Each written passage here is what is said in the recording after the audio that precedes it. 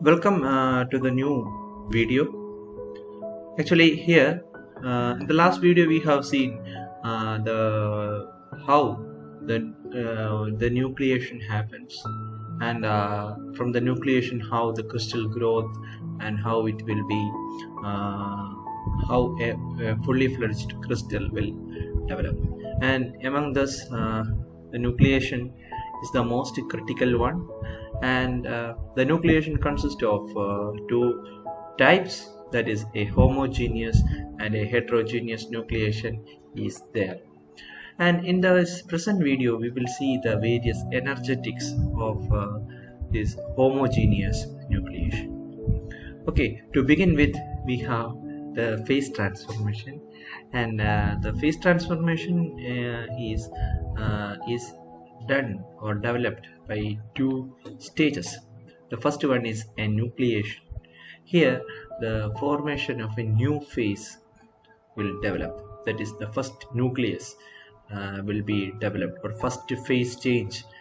Say if we take the example of a liquid to solid phase transformation, we can say that the first phase of the solid will develop inside a liquid. So that first solid is, or the first cell of that solid is known as the nucleus. And in the later stage we know that the further increase in the size of that formed nucleus will be formed, and that stage is known as the growth. Okay, so this is the nucleation. This is the liquid. When in this new liquid, one cell or one phase, small phase of a solid is formed, and that is represented by S. And in later stage it will increase the size, so it will increases the size to increase the so it is known as the growth stage. Okay, so now let us see the energetics of the nucleation.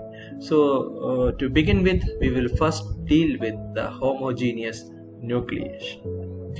Okay, so for this one, let us consider a liquid phase, and inside that liquid phase there is one solid cell or one solid nucleus with a radius r is formed. So we will call it as a model nucleus, since we are dealing with the energetics or the mathematical model.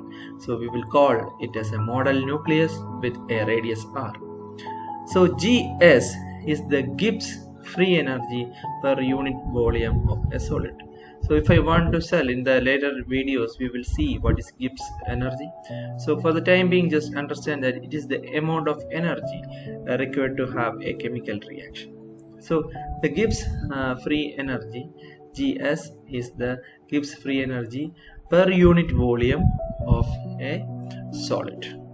Okay, and Gl is the same thing, but it's the Gibbs free energy per unit volume of the liquid.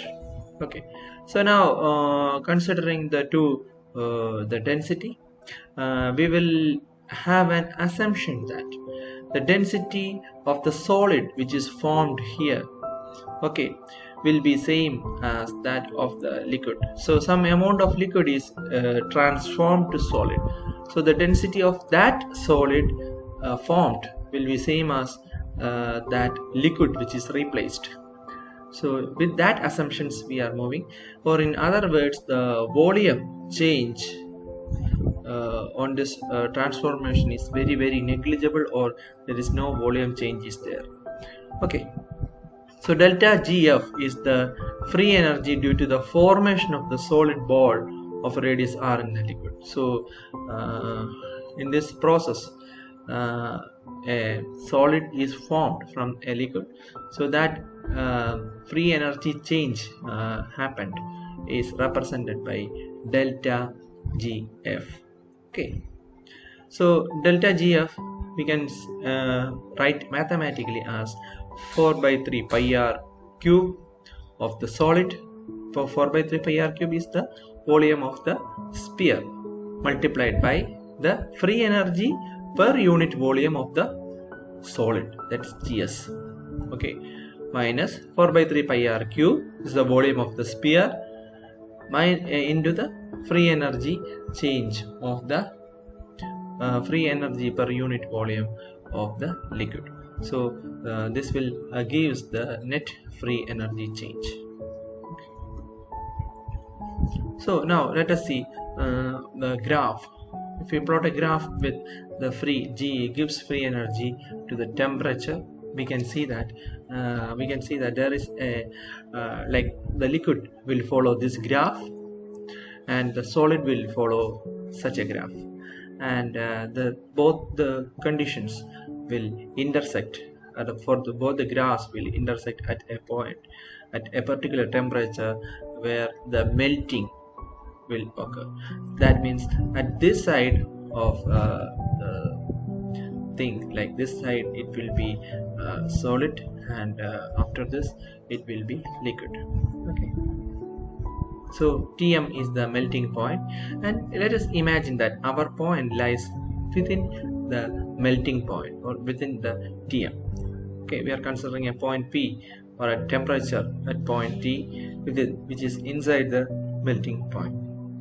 So like we can see that at any point, if we consider any point within the melting point, okay, the free energy of our liquid, free energy per unit volume, that's GL, of the liquid will be higher than that of the free energy per unit volume of the solid. So here if we take, we can see that the value of the GL minus GS minus GL will be negative, or the delta GF will always be negative under the condition when we take T less than that of Tm. Okay, so here we said it's always be negative, so this portion will always be negative. So the delta GF, we had said the free energy. One of the factor which depend the free energy is this volume factor. But again we need to consider one more factor. That factor is the solid liquid interface, because actually there are three portions. One is liquid, okay, that we know we have considered. Okay, a sphere of liquid has been taken and it is converted into the solid, so that portion we have taken as GL. Another portion is the solid which is formed, that portion we have taken as GS. But again one portion is there, that is that solid liquid interface. Okay, that interface portion, that is represented, but we can say that we cannot represent it as a full volume, but it is the covering or just a cap of that sphere, or we can say that it is the surface area. Surface area is the factor which determines that solid liquid interface. So let us imagine that gamma is the energy per unit area of the solid liquid interface. Okay, so the total Gibbs energy will be like, we will write the net Gibbs energy as 4 by 3 pi r cube. So GS minus GL, this portion will be negative, plus 4 pi r square.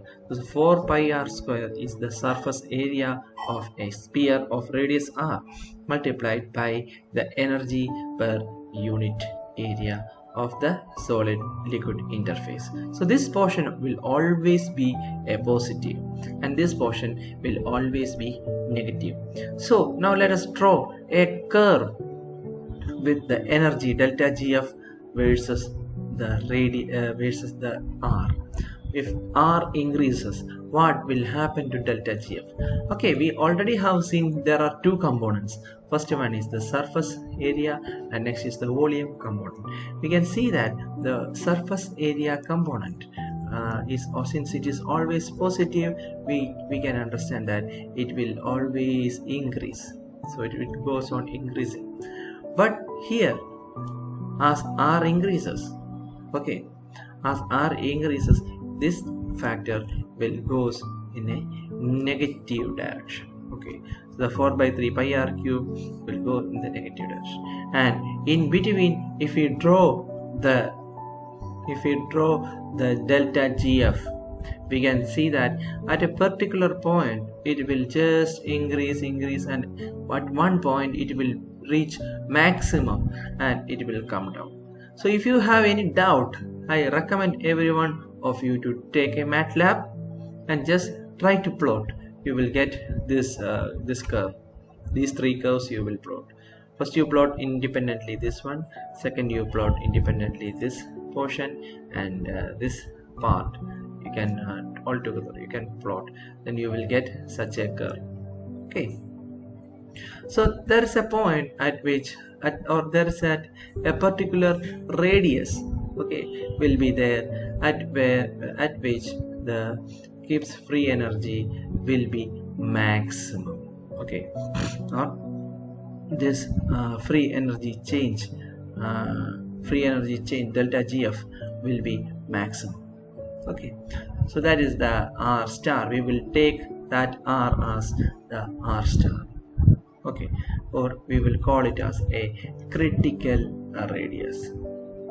Okay, or we will the significance is that the radius at which the free energy is maximum. And if we check, we can see that for small r's, for small r, that means a radius less than r star, the delta GF will be positive, and for the larger r's it will be somewhat, it is coming down, the graph is coming down, it will be negative.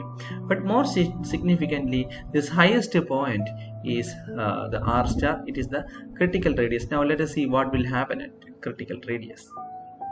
We can say that for r less than r star, okay, the delta GF will increase as r increase.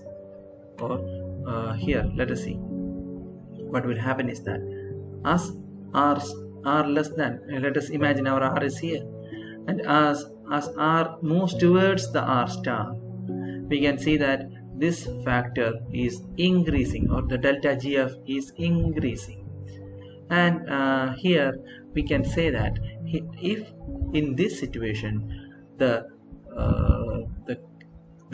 radius, or the the nucleation or the growth, nucleation already happened, so the growth is not possible. So if our R, or if a if a nucleus has been formed with a radius less than this r star, okay, it will not help the growth to begin. But if we can say that if the r is greater than r star, means the radius of the nucleus is greater than the critical radius, okay, the delta GF will decrease as it increases. So we can say that the growth is possible. Here in this section the growth is possible since the delta GF is decreasing. For the growth to happen, we need to like the delta GF should decrease, okay, free energy should decrease. So that r star is known as a critical radius. Or in other words, like for growth to begin or nucleation to happen, a minimum radius is essential, is known as a critical radius. Okay, so this is the danger point, like in the point of a nucleation or the growth. If we have a nucleus which is greater than r star, we can say that it is okay, the growth will happen. Okay, like similar one application I will tell you, like you might have heard about the crystals which is formed in the urine.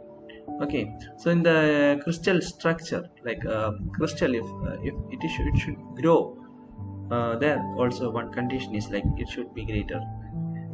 So in our body condition, like if our r, the crystal or the nucleus which is formed less than r star, then it is we are safe here.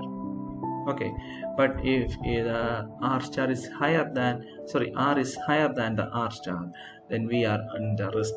Okay, so that's just a simple example I have told you. So once again I have written this thing. This is our general equation, and we know the condition of the maximum, or we will take the first derivative, and this is the first derivative with respect to r. Then we will get this value, and we know that since this is the peak, it will come here and it will come, the first derivative at this point will be 0. Okay, so dou delta gf by dou r at the maximum condition, at where the r is equal to r star, will be equal to 0. So on solving that, we will get r star as minus 2 gamma by gs minus dl. So we can see that this factor, this is the factor which is obtained from where? Gamma is obtained from this one, like our surface area, and the denominator is obtained from this volume part, okay, or the first part, the negative side. Okay, so we can say that r star will be negative 2 gamma by gs minus dl. So we can call this denominator as the driving force. Okay, so if the driving force, and higher the driving force, what will happen? Lower will be the r star, or the easy nucleation, we can say, will happen.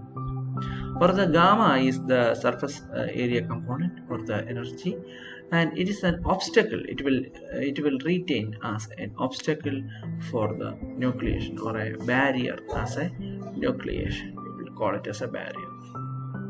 Okay, so this is a fundamental chemistry part. The gs minus gl is, we will call it as delta gv. So it is taken as delta h m into delta t by delta t, or tm, where tm we know it's a melting point, delta hm is the latent heat of fusion, and delta t is the condition of the undercooling, where t minus tm is the condition of undercooling. We will see about this one. For the time being, just study this equation. Delta hm delta t by tm is what? Gs minus gl. Okay, when we know the r star value, so we will substitute the gs minus gl. Okay, we will take this one and we will substitute it here. So we will get minus 2 gamma into tm by delta hm into delta t. Okay, so we will get this value, and higher, we can say that higher the undercooling or the supercooling, smaller will be the r star value. Okay, so that is delta t is higher, so we will get a smaller gamma star, or sorry, the smaller r star.